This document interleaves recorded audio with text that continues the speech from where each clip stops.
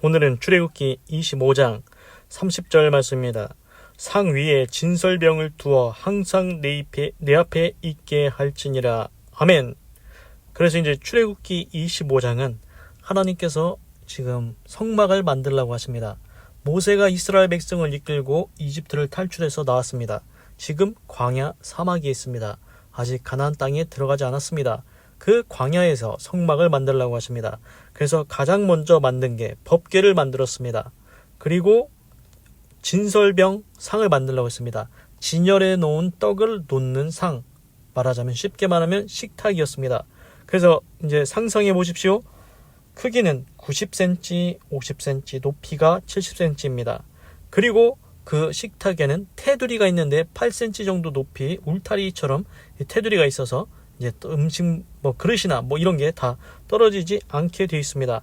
그리고 이제 진설병, 떡을 12개가 있는데 12지파 6개를 한 줄로 이렇게 한 줄씩 이렇게 두 줄을 놓습니다. 그리고 보니까 거기에 이제 그 옮겨야 될 때 어떻게 해야 되냐, 금고리가 4개가 있어가지고 거기에다가 채를 깨가지고 가마 들듣기 들어서 옮길 수 있다. 그리고 거기에는 이제 접시, 금으로 만든 접시도 있고 주전자도 있고 사발 같은 것도 있었다. 그리고 이제 오늘 말씀이 이어집니다. 진설병 상이 어떤 모습인지 상상이 되지 않습니까? 그래서 상 위에 진설병을 두어 항상 내 앞에 있게 할지니라. 그래서 그렇습니다. 영어로 보니까 테이블, 상입니다. 식탁이랑 비슷한 겁니다. 그래서 이제 그 진설병 상이 있는데 그걸 만들어 놓고 거기 위에다가 진설병, 하나님 앞에 떡, 면전의 떡, 그거를 이제 진설병, 그 떡을 항상 하나님 앞에 두라고 했습니다. 진설병을 두어서 항상 내 앞에 있게 하라. 그래서 이제 그 진설병을 제사장이 먹는다고 했지 않습니까? 진설병을 이제 제사장이 먹으면은 그게 하나님의 떡이다, 하나님 면전의 떡이다. 그는 이제 얼굴을 면전 이걸 얘기할 때는 그 사람의 임재, 그 사람의 인격 이런 걸 나타낸다고 하지 않았습니까? 그래서 하나님의 면전의 떡이면은 하나님이 임재하신다. 그래서 그 진설병 떡을 먹으면은 이제 제사장이 그걸 먹으면 하나님의 임재, 하나님과 함께함, 이게 된다는 것입니다. 그래서 이제 그 떡을 먹으면은 그 다음에는 이제 또 어떻게 합니까? 다시 이제 다 떨어지면 또 갖다 놓겠지요. 그래서 그 진설병 떡을 오늘 말씀대로 진설병 떡을 그걸 놓아가지고 두어서 항상 내 앞에 있게 하라. 하나님 앞에 있게 하라고 했습니다. 그래서 이제 지난번에도 말씀드렸지만 지금은 진설병 그 떡이 있습니까? 지금 진설병 상이 있습니까? 옛날에 성막에서는 그 식탁, 진설병 상이 있었고 거기에 진설병 떡이 있었습니다. 그걸 대제사장이 먹었습니다. 우리는 그거 없지 않습니까? 그거 없습니다. 우리는 지금 없습니다. 그런데 그 진설병, 하나님의 임재, 하나님의 함께하심. 그런데 이제 신약에 오면서 예수님께서 이렇게 말씀하셨습니다. 그 신약성경에 말씀이 육신이 되어 우리 가운데 오셨으니 그게 예수님이라고 했습니다. 말씀이 육신이 되어서 우리 가운데 오셨다. 그게 예수님입니다. 그런데 예수님이 또 이 말씀을 하셨습니다. 나는 생명의 떡이다. 그러면은 우리 수학할 때 1 플러스 1은 2 했지 않습니까? 이퀄, 사인, 그 표시 기호 있지 않습니까? 얘는 이걸 적용해 보면 됩니다. 그 말씀이 예수님이고 말씀 더하기 육신 해가지고 예수님이 이퀄 예수님이 된 거고 그 예수님은 또 뭐랑 똑같냐? 생명의 떡이다. 이렇게 이제 말씀했습니다. 그래서 예수님이 최후의 만찬 때 떡을 12제자한테 나눠주면서 이 떡을 받아 먹으라 내 몸이니라 이렇게 했지 않습니까? 그래서 우리가 진설병 떡, 지금 광야에 있었던 그 진설병 떡 그걸 먹지는 않지만 생명의 떡이 예수님이라는 겁니다. 지금은. 그리고 그 예수님은 말씀이라는 겁니다. 그러면은 진설병 떡을 항상 두어서 하나님 앞에 있게 하라고 했지 않습니까? 그러면은 우리도 그렇게 하면 됩니다. 그렇습니다. 우리가 말씀이 예수님이고 예수님이 생명의 떡이라고 했습니다. 그러면은 말씀을 항상 앞에 두면 된다는 겁니다. 우리가 매일마다 하나님의 말씀을 읽고 묵상하면 그게 우리가 생명의 떡을 먹는 것과 똑같다는 겁니다. 진설병 그 떡을 먹는 것과 똑같다는 생각이 들지 않습니까? 그래서 제 생각에는 지금은 진설병 떡은 없지만 지금 진설병 떡은 하나님의 말씀을 매일 읽고 묵상하는 게 똑같다. 그래서 하나님의 말씀을 매일 읽고 묵상해서 하나님의 임재, 하나님의 함께하는 삶을 살아야 되겠습니다. 그리고 이제 오늘도 이제 제가 이제 개인적으로 또 생각해 본 것을 한번 또 말씀을 드리겠습니다. 그 예수님을 보면은 예수님이 30살인가 그때쯤에 공생애를 시작해서 3년 동안 제자를 데리고 다니시다가 33살쯤인가 그때 34살 그때쯤에 이제 십자가를 지고 죽으셨다가 이제 다시 부활하시고 이제 하늘로 올라가셨지 않습니까? 근데 이제 예수님의 인생은 이제 하나도 낭비가 없다. 예수님의 인생은 1시간이라도 1초라도 허투루 쓰신 적이 없는 것 같다. 이런 생각이 듭니다. 왜 그러냐면은 예수님이 십자가 지고 돌아가실 것을 이미 알았을까요? 몰랐을까요? 그런 일이 있을 거라는 걸 알았을까요? 몰랐을까요? 예수님은 십자가를 져야 된다는 것 알고 있었습니다. 그래서 마지막에 겟세마네 동산에서 기도했지 않습니까? 이 잔을 내게서 옮겨주시옵소서. 그러나 아버지의 뜻이면은 아버지의 뜻대로 하시옵소서 했지 않습니까? 그리고 가룟 유다 제자가 예수님을 팔 걸 알았을까요? 몰랐을까요? 그것도 다 알았을 거라는 겁니다. 그래서 보면은 예수님이 하시는 모든 일들에는 다 목적이 있고 의도가 있고 뜻이 있다는 것입니다. 예수님의 모든 행동 하나하나, 말 한마디 한마디가 우리에게 모범이 되고 본이 된다는 것입니다. 우리가 그것을 보고서는 우리가 교훈을 받고 훈계를 받게 된다는 것입니다. 그 성경에 이런 구절, 삭개오 알지 않습니까? 삭개오가 이제 키가 작은데 예수님이 그 여리고인가? 그쪽에 이제 지나가시더라. 그래서 예수님이 그냥 지나간 게 아니고 거기를 들어가서 지나가십니다. 거기서 이제 예수님이 왔다는 소식을 듣고 많은 사람들이 왔습니다. 예수님을 보려고. 그런데 삭개오는 이제 세리였었는데 그 당시에 로마 지배였을 때 세리 역할을 했습니다. 그래서 돈을 걷어다가 로마에다 주고 그랬는데 사람들은 싫어하죠. 로마의 앞잡이라고 했지 않겠습니까? 그래서 이제 그런데 그 삭개오도 예수님을 만나고 싶었습니다. 그래서 삭개오가 키가 작으니까 볼 수가 없으니까 그 뽕나무에 올라가서 예수님을 봤습니다. 그때 예수님이 삭개오야 내려오라, 내가 너희 집에 유하여야 하겠다, 이렇게 했습니다. 그래서 이제 삭개오네 집에 들어갑니다. 이제 바리새인 이런 사람들은 싫어할 겁니다. 저가 세리와 죄인과 밥을 어찌 같이 먹는가, 이런 얘기를 할 거라는 겁니다. 그러니까 그 당시에 바리새인들은 죄인, 세리, 나쁜 놈들이랑 예수님이 같이 식탁에 앉아가지고 식사하는 게 그게 옳지 못하다, 그렇게 하면 안 된다, 좋은 사람하고 식사를 하셔야지 왜 예수님이 나쁜 사람들, 죄인들이랑 식사를 하시냐, 이런 얘기도 있습니다. 성경에 보면 신약에. 그러니까 예수님이 이런 얘기를 하셨습니다.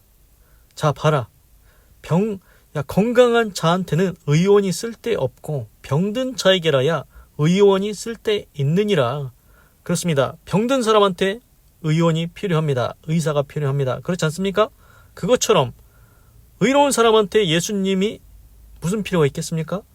그런데 죄인에게는 예수님이 필요하다는 겁니다. 예수님이 죄를 사해 주셔야 그 죄가 사해지지 않겠습니까? 그래서 예수님이 그런 말씀을 하셨습니다. 하여튼간 그 삭개오의 집에 들어가서 같이 식사를 하게 됩니다. 그런데 삭개오가 이런 얘기를 했습니다. 주여, 내가 내 재산의 절반을 가난한 자들에게 나눠주겠사오며 내가 만일 토색한 것이 있거든 4배나 갚겠나이다. 그러니까 예수님께서 이 사람의 집에 오늘 구원이 이르렀도다. 그렇습니다. 삭개오가 자기 재산 절반을 자기 스스로 가난한 자들에게 나눠주겠다고 했습니다. 구제한답니다. 그리고 혹시 토색한 것 있으면 4배나 갚겠다는 겁니다. 이건 뭘 의미합니까? 다른 사람들은 삭개오가 이제 자기 같은 동족 이스라엘 사람들 세금을 일부러 겁나게 많이 뜯어갔다고 그렇게 알고 있을 겁니다. 그런데 삭개오가 얘기하는 거 들어보니까 실상은 삭개오가 남의 것 토색한 것 같습니까? 안 한 것 같습니까? 제가 볼 때는 안 한 것 같다는 생각이 듭니다. 만약에 토색했으면 4배를 갚겠다는데 그러면은 만약에 토색을 많이 했으면은 완전 다 이제 재산 절반 남았으니까 다 나눠주면은 자기는 이제 그지가 되지 않겠습니까? 확실한 건 알 수는 없지만 삭개오가 사람들이 생각하는 것만큼 그렇게 남의 것 토색하고 빼먹고 로마한테 갖다 바치고 이런 엄청 악질적인 사람은 아니었다. 이런 느낌 들지 않습니까? 그래서 하여튼 제가 삭개오를 말씀드린 것은 예수님이 여리고를 들어 지나가시더라. 삭개오를 구원하려고 거기 들어가셨습니다. 그런데 그때가 언제냐면은 이제 조금 있으면은 예루살렘에 입성해서 예수님이 잡혀서 이제 십자가를 지게 됩니다. 그 얼마 남지도 않았는데 삭개오를 구원하겠다고 거기에 들어가십니다. 그리고 예수님이 또 이런 말도 하십니다. 이제 좀 있으면은 십자가를 지시는데 저 여우 헤로데에게 이르라. 내가 오늘과 내일 귀신을 쫓아내고 병을 고치다가 제3일에 완전하여 지리라. 예수님은 이제 조금 있으면은 십자가를 질 건데도 오늘과 내일 내가 귀신을 쫓고 병을 고치고 제3일에 완전하여 지리라. 계속 예수님께서 하실 일들을 하시고 가겠다는 겁니다. 우리 이런 얘기 많이 들었습니다. 이제 저도 어디서 들었는데 세상에 종말이 온다 해도 나는 사과나무 한 그루를 심겠다. 뭐 이 얘기는 성경에 나온 이야기는 아닙니다. 그런데 이 말의 의미가 비슷하지 않습니까? 세상에 종말이 와도 오늘 내가 해야 될 일 하라는 겁니다. 보십시오. 예수님, 아버지께서 일하시니 나도 일한다. 예수님은 이 땅에 오셔서 예수님이 하실 일들을 하나하나 빠짐없이 낭비 없이 허투루 1시간도 단 1초도 쓰지 아니하신 것 같습니다. 예수님의 발걸음 향하는 곳, 예수님이 말씀하신 모든 말들 다 의미와 뜻이 있었다는 것입니다. 우리에게 본을 보여주시고 모범을 보여주시고. 그래서 희한하게 성경에 보면 또 이런 얘기가 있습니다. 이렇게 하심은 선지자 누구로 하신 말씀을 이루려 하심이라. 이렇게 하심은 선지자 이사야로 하신 말씀을 이루려 하심이니라. 그래서 예수님은 그 구약 성경에 보면은 막 예언들이 나옵니다. 이제 메시아가 와서 뭐 어떻게 되고 이런 얘기 있지 않습니까? 대표적으로 동정녀가 잉태하여 아들을 낳을 것이오. 이런 이제 예언을 했습니다. 구약 성경에 보면 그런 구절이 있습니다. 근데 정말로 신약 시대에 와가지고 동정녀 마리아가 잉태해가지고 그 아들을 낳았는데 그게 예수님이었습니다. 하나님의 말씀이 이루어졌지 않습니까? 그것도 이루어졌고 예수님이 이제 살아가시면서도 하나님의 말씀을 하나하나 다 이루어 가십니다. 선지자 누구로 하신 말씀을 이루려고 내가 이렇게 했도다. 그래서 하나님의 아들 독생자 예수님이 이 땅에 오셔서 하나님께서 예언하셨던 모든 것들을 하나하나 다 성취하시면서 인생을 다 살아가셨다는 것입니다. 뭐 그런 관점에서 보자면은 우리 삶을 돌아보면 어떻습니까? 우리는 분명히 하나님이 우리를 지으셨는데 창세전에 우리를 조직하시고 창조하시고 뜻을 두시고 이 땅 가운데 이 시대에 우리를 만드셨는데 분명히 우리를 향한 하나님의 뜻이 있습니다. 그리고 오직 나만을 통해서 이룰 수 있는 하나님의 뜻이 있다는 것입니다. 다른 사람은 할 수 없습니다. 나만 할 수 있는 일들이 있다는 것입니다. 그게 하나님께 영광 돌리는 일이 분명히 있다는 것입니다. 그런데 우리가 매 순간마다 하나님의 뜻을 이루며 살아갑니까? 솔직히 그렇게는 지금 못 살고 있지 않습니까? 내 발걸음이, 내가 향하는 곳이, 내가 말하는 모든 것이 하나님의 뜻에 합합니까? 하나님께 영광이 되는 것입니까? 하나님의 뜻을 이루는 것입니까? 우리가 스스로 잘 알고 있습니다. 우리 모든 삶이 다 그렇지는 않습니다. 예수님과 같지는 않습니다. 그러나 우리가 예수님을 따라가는 삶, 쫓아가는 삶, 닮아가는 삶을 살아야 된다는 것입니다. 성경에 이런 말이 있습니다. 먹든지 마시든지 무엇을 하든지 다 하나님의 영광을 위해 하라. 우리가 살아가는 목적은 무엇이냐면은 하나님의 영광을 위해 사는 것입니다. 하나님의 뜻을 이루어 가십니다. 하나님의 역사를 지금도 이루어 가십니다. 예수님은 하나님의 뜻을 다 이루셨습니다. 그리고 우리도 하나님의 뜻이 분명히 있습니다. 우리가 예수님처럼 그런 완전한 존재는 아니지만 그래도 우리도 하나님의 뜻을 이루면서 살아가야 된다는 것입니다. 하나님께 영광 돌리며 살아가야 됩니다. 하여튼 그래서 보면은 예수님께서는 이 땅에 오셔가지고 하나님의 뜻을 다 이루셨습니다. 귀신 쫓고 병 고치고 천국 복음을 전파하시고 그리고 제자들도 가르치시고 제자들을 키우시고 그 제자들이 나중에 이제 예수님이 천국에 하늘로 올라가신 다음에 그 제자들이 여러 곳에 다니면서 이스라엘에도 복음을 전하고 사도 바울은 다른 나라에도 복음을 전해서 그 복음이 지금 우리나라에까지 온 것입니다. 그래서 보면은 베드로는 유대인을 전도했고 복음을 전했습니다. 사도 바울은 이방인한테 복음을 전했습니다. 보십시오. 벌써 다르지 않습니까? 베드로는 자기네 민족 유대인을 위해서 복음을 전파하고 다닙니다. 사도 바울은 이방인한테 복음을 전했습니다. 사도 바울만이 이룰 수 있는 하나님의 뜻이 있습니다. 베드로는 베드로만이 이룰 수 있는 하나님의 뜻이 있다는 것입니다. 우리 인생도 다 다릅니다. 각자 개인이 다른 특성이 다 있습니다. 그래서 우리도 인생을 살면서 이제 생각을 해봐야 됩니다. 하나님은 과연 나를 통해서 어떤 역사를 일으키시를 원하시는가? 하나님은 나를 통해서 하나님의 어떤 뜻을 이루기를 원하시는가? 하나님은 지금도 하나님의 뜻을 이루어가고 계십니다. 그 하나님의 역사에, 하나님의 일에 우리가 동참하는 것입니다. 하나님과 함께해서 하나님의 뜻을 이룬다? 얼마나 멋지고 아름다운 일입니까? 그걸 쉽게 이제 얘기하자면 그겁니다. 복음을 전파해서 영혼을 구원하는 게 하나님의 뜻을 이루는 것입니다. 그래서 가장 가깝게는 내가 아는 사람들한테 예수님을 소개해 주는 겁니다. 예수님 믿으세요. 이렇게 전도하는 것입니다. 그래서 이 말을 듣고 예수님 믿고 구원받고 천국 가면은 그게 하나님께 영광이고 하나님의 뜻이 이루어지는 것입니다. 그리고 또 이제 한 가지 생각해 볼 게 뭐냐면은 이제 예수님께서 그 레위라는 제자가 있었는데 레위도 이제 세리였습니다. 그 이제 레위한테 너는 나를 따르라 하니까 레위가 이제 예수님을 쫓게 됩니다. 예수님을 따라갑니다. 그 세리라는 이제 직업을 내려놓은 거죠. 지금으로 따지면 뭐 퇴직한 거, 사직한 거죠. 사직서 내고 퇴직한 겁니다. 그리고 이제 베드로는 어부였습니다. 고기잡이. 그런데 이제 베드로가 이제 내 우편에 고문을 던지라 그래가지고 물고기가 안 잡히다가 예수님 말씀을 따라서 그물을 던졌더니 고기가 엄청 많이 잡히니까 나는 죄인입니다. 나를 떠나소서 하니까 예수님이 너는 나를 따르라. 내가 너를 사람을 낚는 어부가 되게 하리라. 그래서 베드로가 그물을 던져놓고 이제 그물 다 버리고 이제 새로운 삶을 시작하는 겁니다. 예수님을 따라다니면서 사람의 영혼을 구원하는 삶을 살게 됩니다. 그래서 이제 제가 여기서 생각했던 건 뭐냐면은 분명히 예수님을 따라가는 삶이 좋습니다. 예수님을 쫓아가는 삶이 좋습니다. 그게 뭡니까? 결국 복음 전파 영혼 구원이라는 겁니다. 그런데 이제 예수님을 따라다니면서 이제 베드로도 나중에 이제 여러 가지 기적과 역사도 막 일으키고 합니다.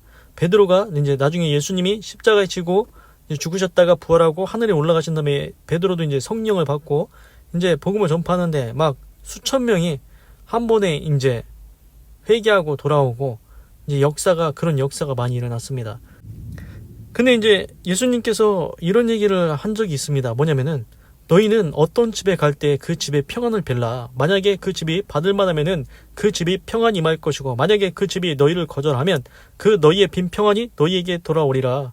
그리고 너희는 이제 전대도 가지지 말고 뭐 검도 가지지 말고 막 이런 얘기를 했습니다. 처음에 이제 시작할 때.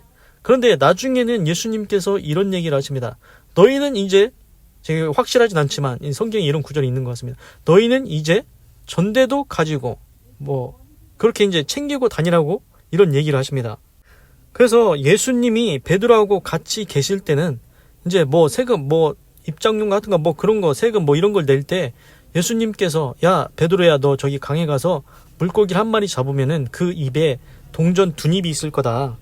그래서 이제 정말로 이제 베드로가 물고기를 잡았더니 그 물고기 입에 동전 두 입이 있어서 그걸 갖다가 냈습니다.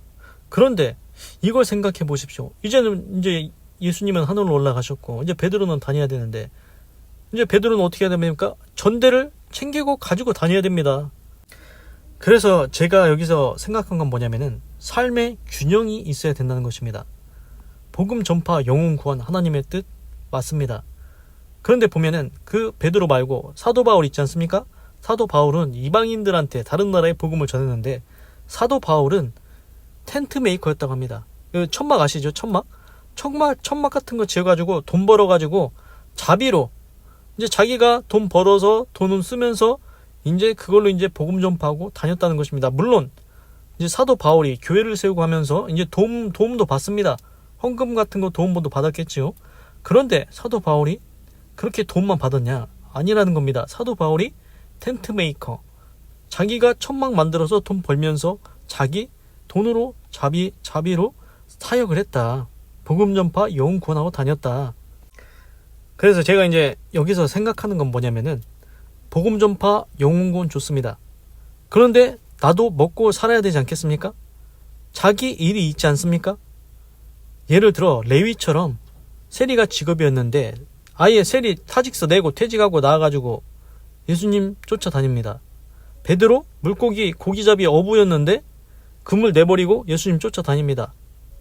그렇다고 해서 우리가 우리 직업을 다 사직서 나고 다 퇴직하고 지금 예를 들어 쉽게 말해서 그냥 교회만 다니면은 다 해결이 됩니까? 제가 볼 때는 그거는 좀 생각을 해봐야 될 것 같습니다. 만약에 정말로 그 신약성에 그 나왔던 제자들처럼 모든 사람이 다 자기 직업 버리고 자기가 가진 것 버리고 금을 버리고 세리 직업 버리고 다 버리고 쫓아다니기만 한다. 그러면은 일은 누가 합니까? 이 사회가 유지가 됩니까? 상식적으로 제가 생각할 때는 말이 안 됩니다. 이 사회가 돌아가려면 누군가는 일을 해야 됩니다. 그리고 일을 해서 누군가는 벌어서 먹고 또 그 돈이 돌면서 다른 사람이 또 일하게 되고 그래서 사회가 돌아가지 않습니까? 쉽게 말해서 농사는 누가 질 거냐는 겁니다. 물고기는 누가 잡고 과수원은 또 누가 할 거냐는 겁니다. 그러니까 제 생각에는 일을 하면서 복음 전파 영혼 구원하도 그것도 좋다. 그런 생각입니다. 사도 바울도 텐트 메이커로 자기가 천막 만들고 그렇게 돈 벌으면서 복음 전파하고 다녔다는 것입니다. 그게 나쁜 겁니까? 제가 볼 때는 좋은 것 같습니다. 성경에서도 분명히 너는 구제할 것이 있기 위해서 네 손으로 돈을 벌어라. 그래서 이제 우연치 않게 이제 텔레비에 틀면은 기독교 방송 나오지 않습니까? 우연치 않게 거기서 어떤 얘기가 나왔냐면은 거기서 이제 하나님의 이제 복음 전한다고 이렇게 나오는 사람들이 있는데 그 이제 신약 성경인가 거기서 이런 얘기가 나옵니다. 그래서 이제 복음을 전하고 다니니까 어떤 집에 갔습니다. 그러면은 이제 당연히 대접을 받습니다. 그런데 3일 이상 지내면서 이제 먹을 것 외에 다른 것을 요구한다. 예를 들어 돈을 요구한다. 그러면은 그 사람은 가짜다. 하나님의 사람이 아니다. 그리고 또 이제 3일 이상 지내면서 계속 얻어먹으려고만 거기 계속 죽치고 있으면은 당신이 나가서 이제 당신이 벌어서 당신이 사역하시오 했는데 안 나가고 계속 얻어먹고 대접만 받으려고 하면 그것도 뭐 가짜다. 그래서 신약성경 어딘가에서는 이제 그 어떤 사람이 아예 대접을 하면 안 된다. 막 이런 이제 그런 정도로까지 얘기하고 있는데 제가 생각할 때는 아예 대접을 안 하는 것은 또 그것은 아닌 것 같고 왜 그러냐면은 그 구약 성경에 보면은 엘리야 선지자도 나오고 엘리사 선지자도 나오는데 이제 그 선지자가 이제 잘 지나다니니까 어떤 그 여자가 엘리야가 그를 위해서 하여튼간 그 다락방 같이 이제 꼭 준비를 해줘서 거기서 이제 지낼 수 있게 해줬습니다. 그래서 이제 이 여자한테 이 가정에 무엇이 부족한가 하니까 자녀가 없는 것 같습니다. 그래서 이제 너에게 이제 자녀가 있을 것이다 해서 이제 그 엘리야가 축복을 해줘가지고 이제 자녀를 얻게 됩니다. 그리고 이제 사르밧 과부고 그때 이제 이스라엘에 그 가뭄이 있고 비가 안 올 때 사르밧 과부랑 그 아들 한 명이 딱 있었는데 마지막으로 떡을 해먹고 죽으려고 했는데 그 엘리사 선지자가 그 마지막 떡 만들고 먹고 죽기 전에 그 조금 떡을 쬐까맣게 만들어서 나한테 먼저 가져와라. 그래서 이제 대접을 했습니다. 그리고서는 엘리사가 얘기합니다. 너는 모든 집에서 그릇을 빌려와라. 너희 집에 그 기름 있지 않냐? 그래서 기름을 계속 부어라. 그랬더니 기름이 계속 나왔습니다. 그래서 모든 빌려온 그릇에 다 찰 때까지 이제 다 이제 기름이 꽉 찬 겁니다. 그래서 기름을 팔아가지고 이제 그 가뭄, 그 안 좋았던 시기, 어려운 상황을 다 지낼 수 있었다고 그런 얘기가 나옵니다. 그래서 이제 대접하는 게 나쁜 것은 아닌데 무조건 하지 말자 이거는 아닌데 돌아다니면서 먹으러만 다닌다 이건 아니지 않냐. 그리고 사도 바울도 자기가 텐트 메이커 하면서 자기가 돈 벌어서 물론 도움도 받았겠지만 그렇게 하면서 이제 했지 않냐. 그래서 이제 제가 생각할 때는 자기 일 하면서 복음 전파, 영혼 구원하는 것, 그게 이제 균형 잡힌 삶이 아닐까 그런 생각이 듭니다. 물론 하나님께서 부르셨다. 전문적으로 너는 하나님의 일만 해라. 너는 다니면서 복음 전파만 해라. 너는 다니면서 하나님의 말씀만 전해라. 그렇게 이제 확고한 하나님의 부르심이 있으면은 자기 직업이 없을지라도 하나님께서 이제 까마귀 엘리야가 이제 힘들어서 지쳐서 이세벨 그 여왕한테 도망갈 때 이제 그 까마귀가 물과 떡이랑 이런 거 갖다 줬지 않습니까? 하나님께서 때마다 하나님의 사람을 이제 돕는 사람들을 붙여줘서 먹고 살게는 하실 것 같습니다. 그런데 우리가 전문적으로 이렇게 하나님의 말씀을 전하고 그것만 하는 사람이 아니라면, 내 직업이 있고 내가 하는 일이 있다면 그 일을 하면서 복음 전파, 영혼 구원하는 것도 좋다, 이런 생각이 듭니다. 왜 그러냐면은 제가 어디서 봤나, 텔레비에서 봤나 보면은 분명히 목사님을 했는데 이 교회가 안 되는 겁니다. 그러니까 교회가 안 되니까 결국은 어떻게 하냐, 이제 택시기사를 합니다. 예를 들어 택시기사를 하고, 예를 들어 또 다른 일을 합니다. 그 일을 하면서 이제 그 만나는 사람한테 복음을 전한다는 겁니다.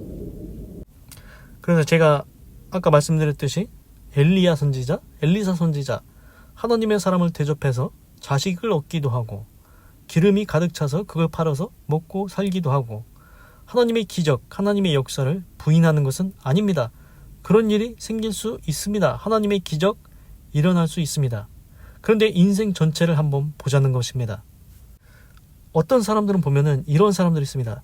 내가 하나님을 위해서 이렇게 전도하고 이렇게 했는데 나한테 남은 게 없다. 나중에 나이 들어서 도리어 하나님을 원망하는 사람들도 있는 것 같습니다. 그래서 제가 볼 때는 인생을 전체적으로 생각해 보면, 우리 인생이 예를 들어 100살, 120살 삽니까? 그리고 우리 젊음의 시대가 있습니다. 우리가 젊을 때 우리 힘을 가지고 일을 해서 돈을 법니다. 그렇지 않습니까? 그래가지고 그 번 것으로 가지고 우리 가정이 먹고 사는 것입니다. 그리고 내 재산을 쌓는 것입니다. 내 집을 사는 것입니다. 그게 당연한 겁니다. 예를 들어 우리 이제 20대, 30대, 40대, 50대 그때까지 돈을 법니까? 60대?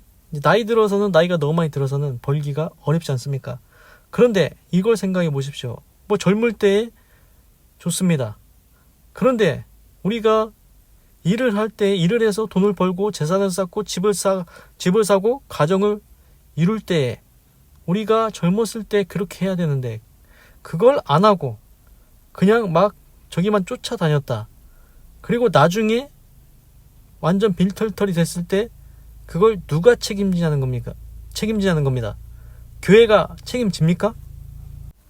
더 와닿기 쉽게 직접적으로 얘기를 한번 해보겠습니다. 만약에 이제 교회의 사역자다. 내가 목사님이다. 내가 전도사다. 그러면은 열심히 하면은 교회가 성장하겠지요. 그러면은 월급도 많이 받지 않겠습니까? 그러면은 교회가 잘 될수록 당연히 자기도 잘 살게 됩니다. 사역자는 당연히 잘 살게 되겠죠. 그런데 이제 그거는 좋습니다. 하나님이 채워주신다.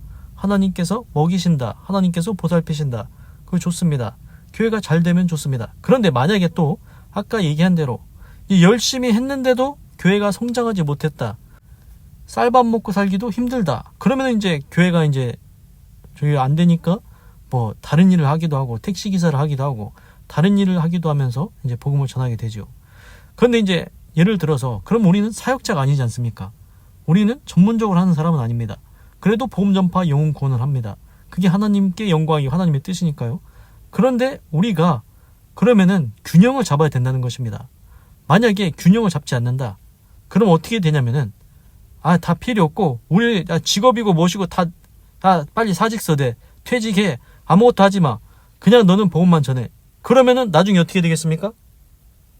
자기 돈 빈털털이 되고 아무것도 없으면은 나중에 나이 들어서는 돈을 더 벌 수가 없습니다. 젊었을 때는 힘이라도 있어서 버는데 나이가 들면은 더 벌기가 어려워집니다. 그러면은 그때는 누구를 원망하고 누구한테 하소연하고 한탄합니까? 어떻게 해결할 방법이 없습니다. 교회가 그걸 해결해 주지 않는다는 겁니다. 그래서 제가 생각할 때 요점은 뭐냐면은 우리가 인생을 살아갑니다. 분명히 하나님의 뜻이 있습니다. 복음 전파, 영혼 구원하라고 했습니다. 그렇습니다. 내 영혼도 구원받고 다른 사람의 영혼 구원하는 것 좋습니다. 그런데 내가 할 일은 하면서 하라는 겁니다.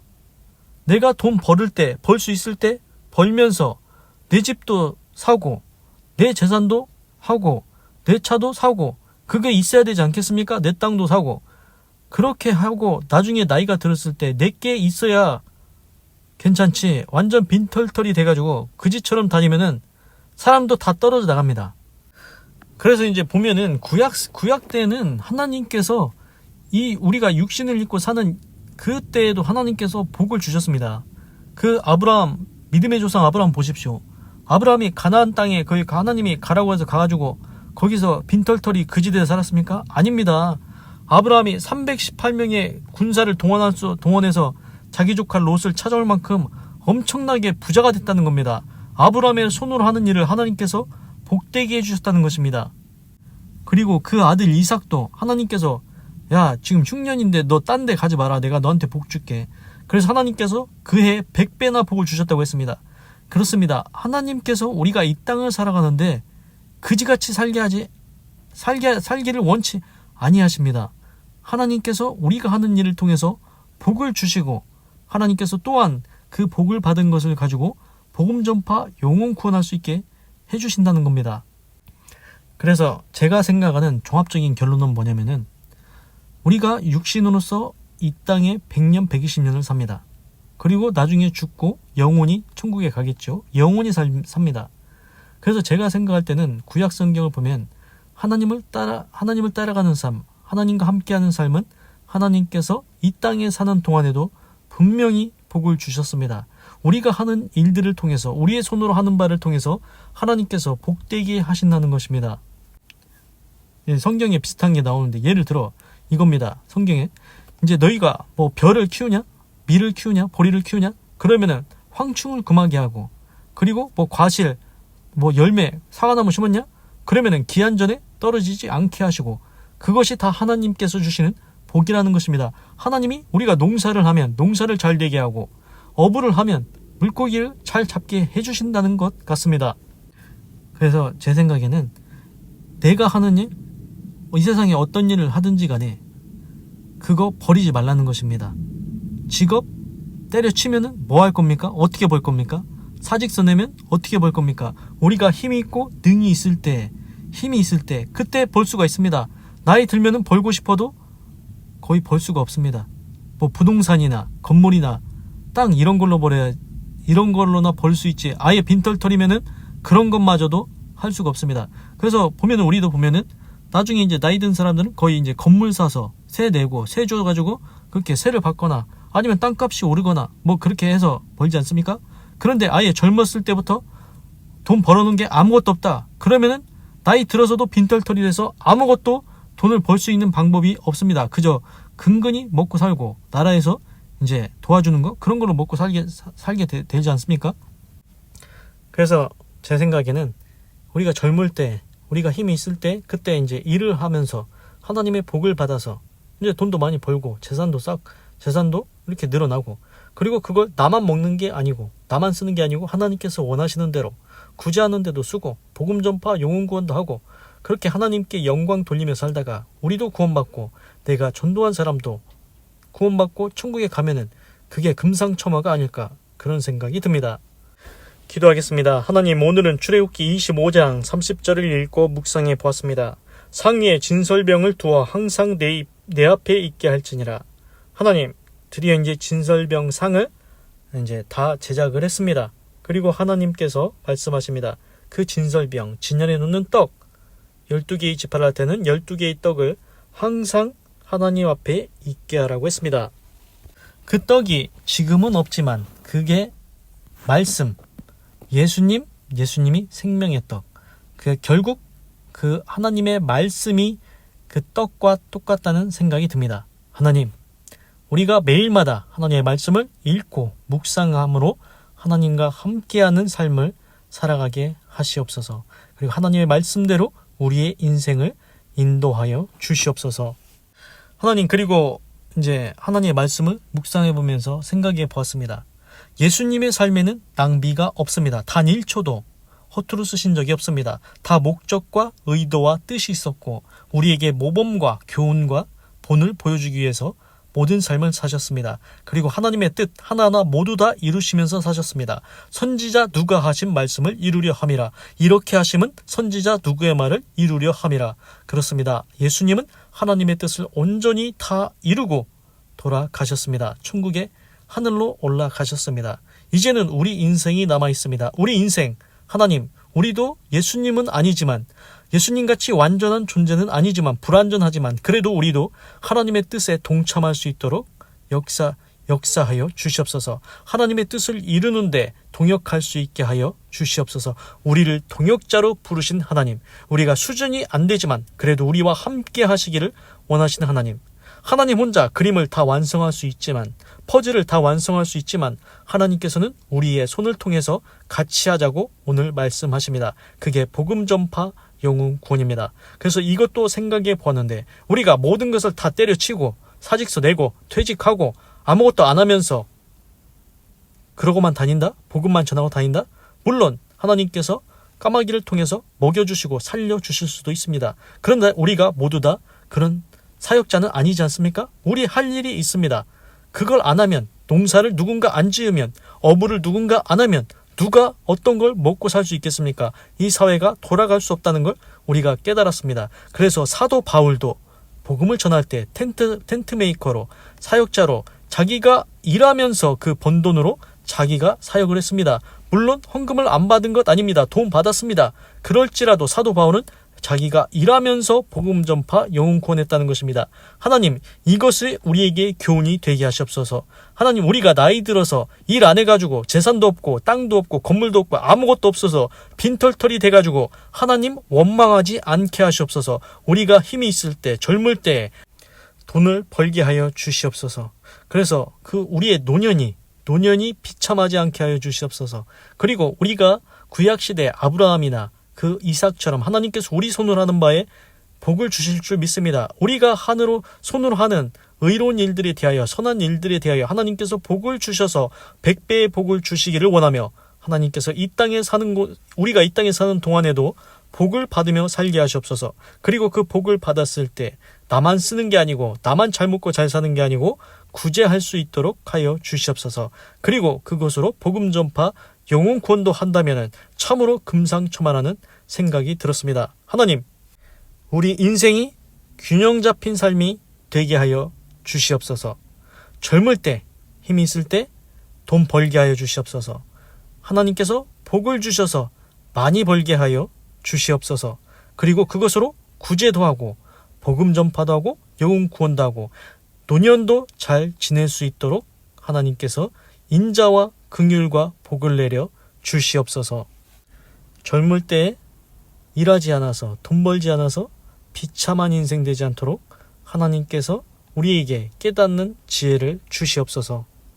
하나님, 우리도 아브라함처럼 이 땅에서도 복을 받으며 잘 살게 하시고, 나중에 기운이 지나여 하나님께로 아브라함이 돌아간 것처럼 우리도 죽을 때 하나님 앞에, 하나님 천국으로 갈 수 있는 믿음의 사람 되게 하여 주시옵소서. 이 땅에서의 삶도 좋고 그 후에 영혼의 삶도 좋은 아름다운 인생 되게 하여 주시옵소서. 하나님 감사합니다. 사랑합니다. 찬양합니다. 주님 홀로 영광 받으소서. 사랑이 많으신 예수님의 이름으로 기도드립니다. 아멘. 건강하시고 예수님 믿고 구원 받으시고 예수 내 구주 하나님의 축복이 임할지어다. 아멘.